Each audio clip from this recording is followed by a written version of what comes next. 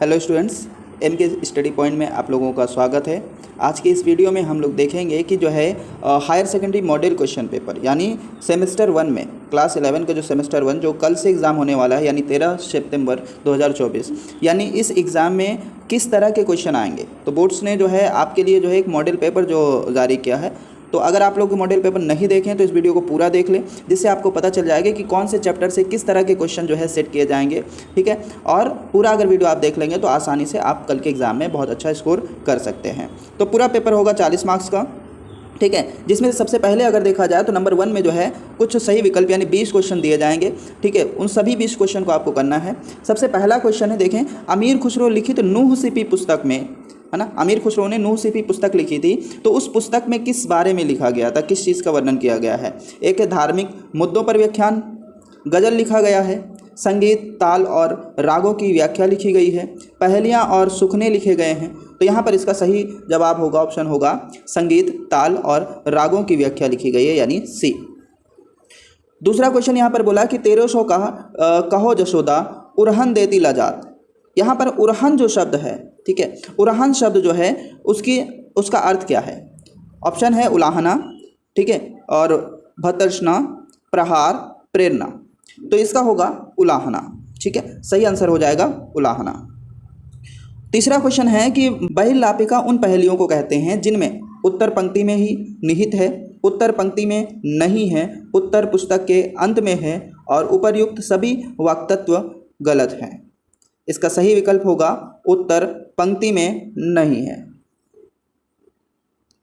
बिहारी ने अपने दोहों में क्या भर दिया। सीप में मोती, झील में मछली, गागर में सागर, आकाश में तारे। तो बिहारी ने अपने पंक्तियों में गागर में सागर भर दिया अपने दोहों में। उचित विकल्प चुनकर पंक्ति को पूर्ण कीजिए। डैश वह सिर ते ओढ़त आंचल दे, है ना, इसने कहा कि वो सिर ते ओढ़त आंचल दे। तो इस खाली जगह पर जो है क्या होगा, घूंघट, छाता, आंचल या पीतांबर। ठीक है, तो इसका ऑप्शन डी होगा, ठीक है, पीतांबर। उसके बाद नंबर 6 क्वेश्चन में बोला कि हिंदी में भ्रमर गीत परंपरा के प्रवर्तक होने का श्रेय किसे दिया जाता है। नंददास को, रसखान को, सूरदास को या छित स्वामी को। तो इसका आंसर होगा सूरदास को, यानी सी। नंबर 7 में अगर देखें तो इसमें बोला गया है को घटी ए वृष भानुजा वे हलदर के वीर। वृष भानुजा किसे कहा गया है, सीता को, राधा को, उर्मिला को या यशोदा को। तो ये कहा गया है राधा को, बिहारी के दोहे का है, राधा को कहा गया है। नंबर 8, कवि भारतेंदु की काव्य भाषा क्या है। अवधी, ब्रज, भोजपुरी या मागधी। कवि भारतेंदु की जो भाषा है, काव्य भाषा, वो है ब्रज।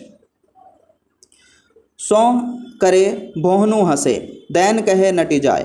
प्रस्तुत पंक्ति में भोहनु हंसे का अर्थ है भौहों में हंसना, आँखों से कटाक्ष करना, आँखें मटकाना या भौहें तराशना। तो इसका होगा भौहों में हंसना, यानी ऑप्शन ए। नंबर 10 में बोला कि मुंह जब लागे तब नहीं छूटे, मुंह में क्या लग जाने से नहीं छूटता। रंग, दूध, शराब, कोयला। तो यह है मुकरियाँ से, ठीक है, जिसका आंसर होगा शराब। उसके बाद आता है नंबर 11 में कलाम रचित विज्ञान में जीवन उनकी किस पुस्तक का अंश है। Wings of fire, India my dream, scientist to president, my journey. तो इसका आंसर होगा माई जर्नी। क्वेश्चन नंबर 12 में बताया गया है कि प्रसाद की सर्वश्रेष्ठ छायावादी रचना है, यानी प्रसाद ने जो छायावादी रचना की है उसमें सबसे सर्वश्रेष्ठ जो रचना वो कौन सी है। छाया, प्रेम पथिक, कामायनी या फिर लहर। ठीक है, तो इसका आंसर होगा सी, कामायनी। पाठ में लिखित निम्नलिखित संवादों में पहले का, यानी सबसे पहला जो होगा वो का, और आखिरी चा को छोड़कर संवादों को घटनाक्रम के अनुसार व्यवस्थित कीजिए। इसने कहा घटनाक्रम के अनुसार उसको क्या करना है, व्यवस्थित करना है कि कौन सी घटना पहले हुई। का और चा, यानी इसको छोड़ देना, ये दो को छोड़ देना है, बाकी इसको जो है आपको घटनाक्रम के हिसाब से करना है। तो इसमें सबसे पहले देखा जाए तो क्या हुआ था, ठीक है, इसका सही जो आंसर होगा, है ना, गा घा अंगा खा या फिर ख ग घ अंगा, यानी बी सी या फिर डी।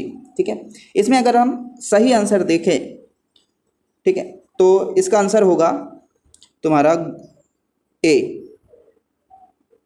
हो जाएगा इसका आंसर। यानी सबसे पहले बोला, ठीक है, ए में क्या है, सबसे पहले मैं शाम को 6 बजे, ये हो जाएगा नंबर 1। ठीक है, ये सहपाठी से लिया गया है। ठीक है, और दूसरा हो जाएगा गा, अर्थात चाय तो पियोगे, वो जब आ जाता है तो चाय पीने के लिए कहता है। अंगा यानी मैं तुमसे कोई उसका हुलिया देखकर बोलता है कि तो ये 3-4 महीने ही छोटे हैं। और उसके बाद इसका हो जाएगा खा, यानी मैं रविवार को कितने बजे आऊँ। ठीक है, तो ये आपका हो जाएगा ऑप्शन ए सही आंसर। उसके बाद आते हैं अगले क्वेश्चन पे, और क्वेश्चन नंबर 14, इरावती कौन थी? तिलक की बहन, बलराज की बहन, फिरोजा की बहन, सुल्तान महमूद की बहन। तो इरावती थी तिलक की बहन, यानी ऑप्शन ए जो है वो सही है। मोहित ने जयदेव के लड़के को रुपये क्यों दिए? क्या कारण था उसने जयदेव के लड़के को पैसा दे दिया?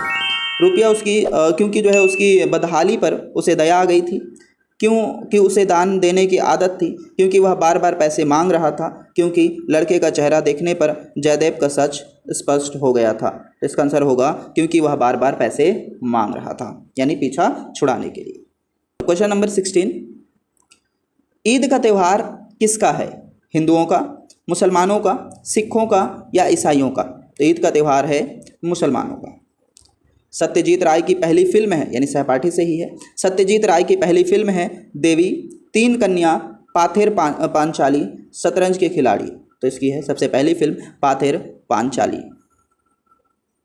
उसके बाद नंबर 18 में देखा जाए तो यहाँ पर कुछ कथन दिए हुए, जैसे कि बोला अभिकथन SLV-3 का पहला प्रायोगिक परीक्षण दुर्घटना का शिकार हो गया। पहला परीक्षण दुर्घटना का शिकार हो गया। कारण क्या था?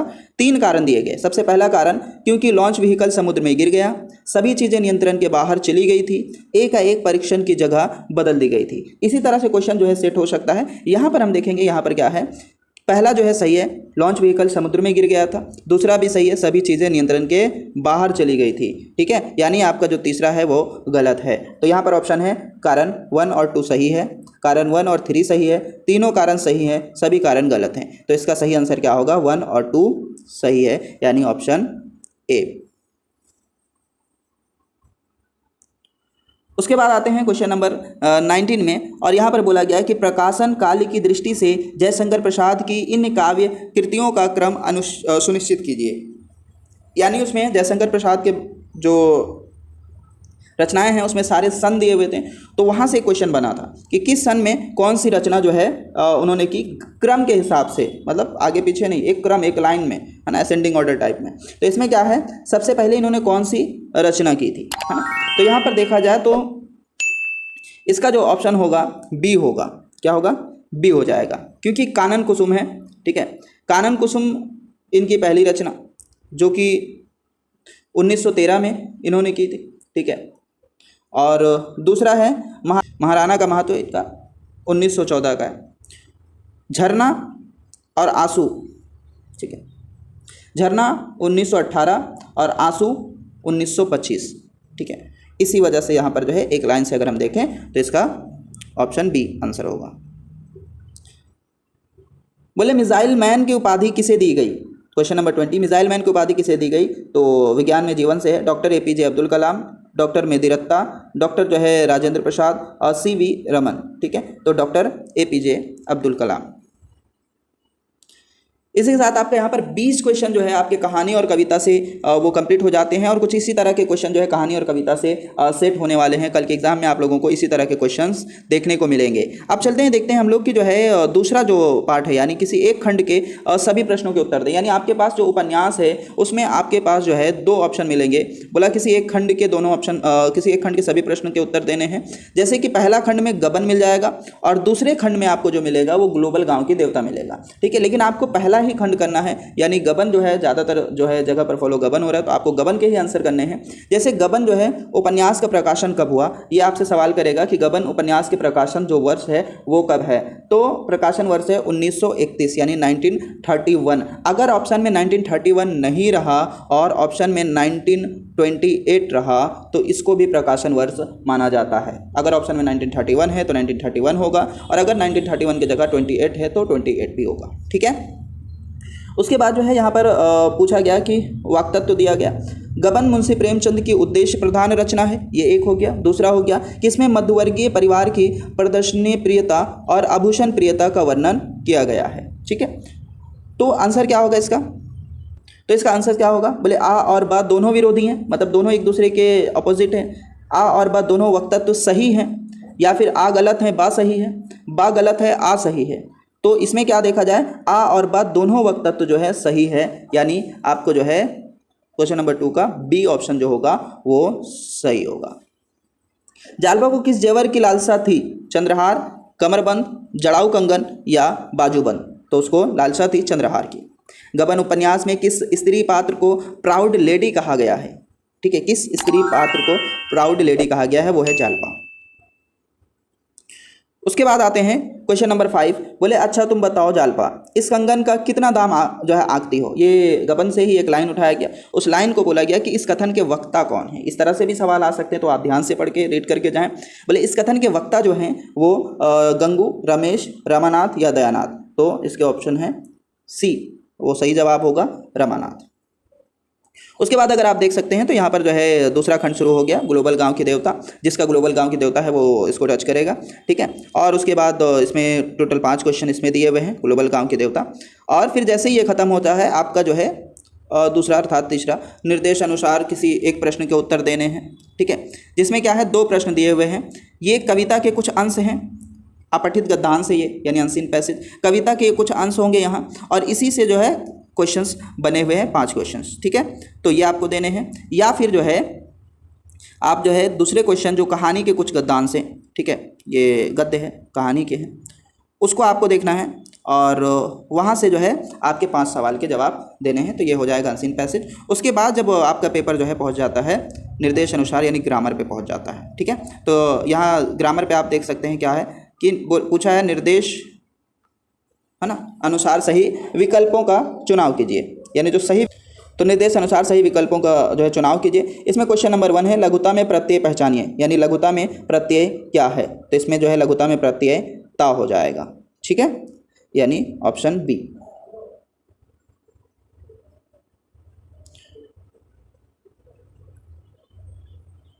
दूसरा क्वेश्चन है निम्नलिखित शब्दों में उपसर्ग रहित शब्द कौन सा है? उपसर्ग रहित और सहित समझ लीजिए। अगर पूछेगा उपसर्ग सहित मतलब जिसमें उपसर्ग है, और उपसर्ग रहित का मतलब होता है जिसमें उपसर्ग नहीं है, वो शब्द बिना उपसर्ग के हैं। तो यहाँ पर बोले अछत, अजान, अच्छा, अभाव। तो अभाव भी उपसर्ग है, ठीक है, और अच्छा में उपसर्ग नहीं, अजान भी उपसर्ग है, अछत भी उपसर्ग है। तो हम यहाँ पर कह सकते हैं कि सी ऑप्शन जो होगा वो सही होगा।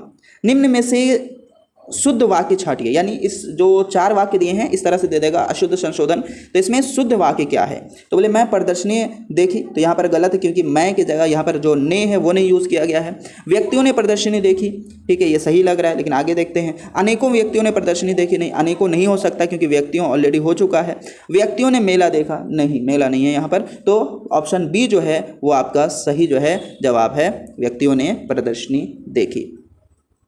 उसके बाद क्वेश्चन नंबर 4 में पूछा कि निम्न वाक्यांशों को उचित क्रम में, ठीक है, व्यवस्थित कीजिए। उचित क्रम में जो है आपको इसको सजाना है, ठीक है, सही क्रम में इसको लगाना है। इसमें देखें पहले क्या क्या है। बोले बेकारी की समस्या बढ़ती जा रही है, शिक्षित वर्ग की दिन प्रतिदिन।